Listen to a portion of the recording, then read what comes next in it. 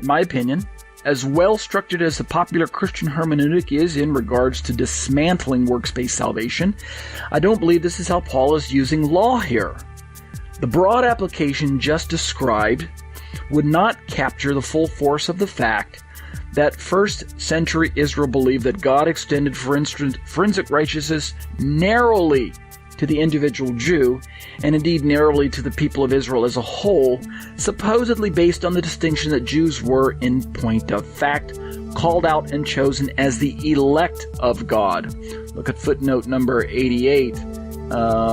If you read Amos 3:2, God says, quote, "You only have I known of all the families of the earth."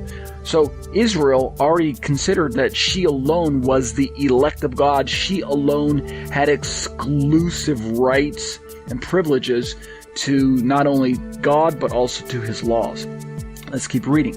So Israel, as the elect of God, was subsequently covenant bound to follow after Torah with all their heart, their soul, and their strength, right? We already read the Shema of Deuteronomy 6, 4 through 9.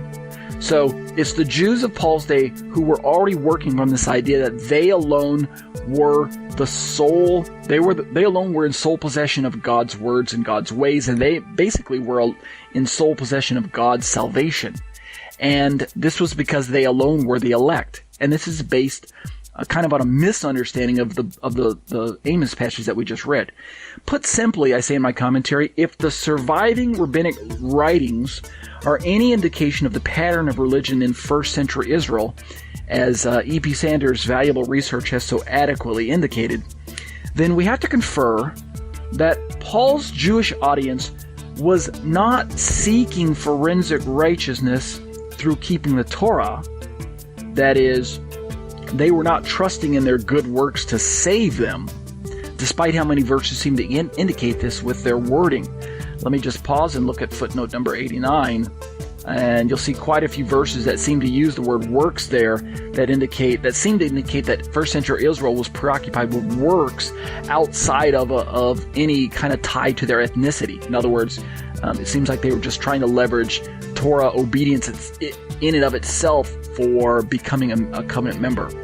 And if you read all those verses, say Romans 2:6, Romans 3:27, Romans 4:2 through 6, 9:11, verse 32, and some of the other verses that I mentioned in my commentary down there in footnote number 89, it seems to be that that's how the first century Jews were leveraging, or I shouldn't say leveraging, the way they were understanding Torah obedience. It seems to be that they were just trusting in works, and the works were rooted in Torah, and therefore they had that goal, and the goal was to become a covenant member. And the only way to become a covenant member was to keep the Torah in order to become a covenant member. But I don't think that's what they were doing. Let's keep reading.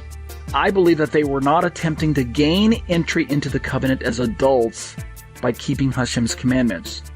That's essentially the way I see them understand the book of Galatians. Instead, I say that they, the Jews of Paul's day, these would be the adults again, right?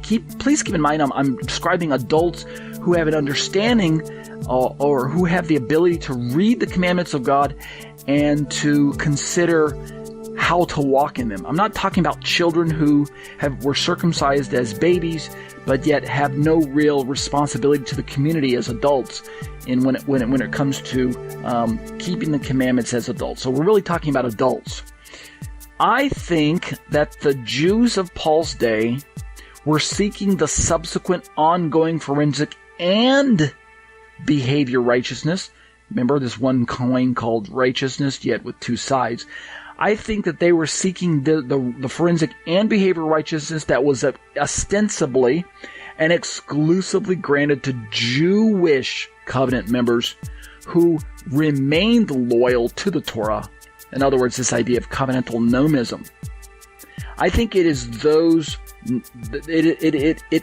those nationalistic presuppositions that the Jewish people of Paul's day held to in regards to viewing the Torah as a kind of a social prize, a thing to be coveted in and of itself, a treasured reward that supposedly proved to the surrounding nations that God deemed them exclusively as forensically righteous as a people group. This ideology, I think, is what Paul is seeking to dismantle in his letter to the Galatians.